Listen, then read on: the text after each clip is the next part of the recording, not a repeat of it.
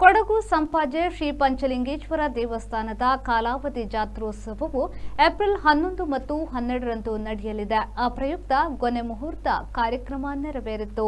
ಈ ಬಗ್ಗೆ ಮಾಧ್ಯಮಕ್ಕೆ ಪ್ರತಿಕ್ರಿಯೆ ನೀಡಿದ ಎಂಬಿ ಫೌಂಡೇಶನ್ನ ಅಧ್ಯಕ್ಷರಾದ ಎಂಬಿ ಸದಾಶಿವ ಅವರು ಮಾತನಾಡಿ, ಉಗ್ರಾಣ ಮುಹೂರ್ತ ನಡೆಯಲಿದೆ.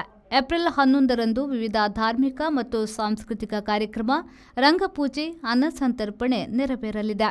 ಏಪ್ರಿಲ್ 12ರಂದು ರಾತ್ರಿ ದೇವರ ಬಲಿ ಉತ್ಸವ ಮತ್ತು ವಿವಿಧ ಧಾರ್ಮಿಕ ಕಾರ್ಯಕ್ರಮಗಳು ನಡೆಯಲಿದೆ.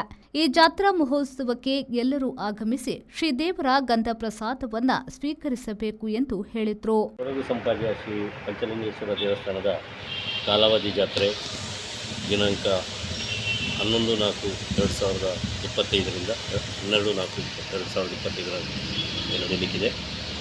ಇಂದು ಅದಕ್ಕಾಗಿ ಕೊನೆ ಮುಹೂರ್ತ ಕಾರ್ಯಕ್ರಮವನ್ನು ಸಂಘವಾಗಿ ನೆರವೇರಿಸಿದ್ದೇವೆ. ನಾಡಿದ್ದು ಉಗ್ರಾಣ ಉತ್ಸವವನ್ನು ಮಾಡಿ ಆನಂತರ 11ನೇ ತಾರೀಕಿನಂದು ವಿವಿಧ ಧಾರ್ಮಿಕ ಸಾಂಸ್ಕೃತಿಕ ಕಾರ್ಯಕ್ರಮಗಳೊಂದಿಗೆ ರಂಗಪೂಜೆ ನಡೆಯಲಿಕ್ಕಿದೆ.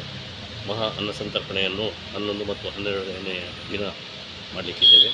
ಹಾಗೂ 12ನೇ ತಾರೀಕಿನಂದು ರಾತ್ರಿ ಬಲಿ ಮತ್ತು ನೃತ್ಯ ಬಲಿ ಮತ್ತು ವಿವಿಧ ಧಾರ್ಮಿಕ ಕಾರ್ಯಕ್ರಮಗಳು ಹಾಗೂ ಎಲ್ಲರಿಗೂ ಭೋಜನದ ವ್ಯವಸ್ಥೆಯನ್ನು ಮಾಡಲಾಗಿದೆ.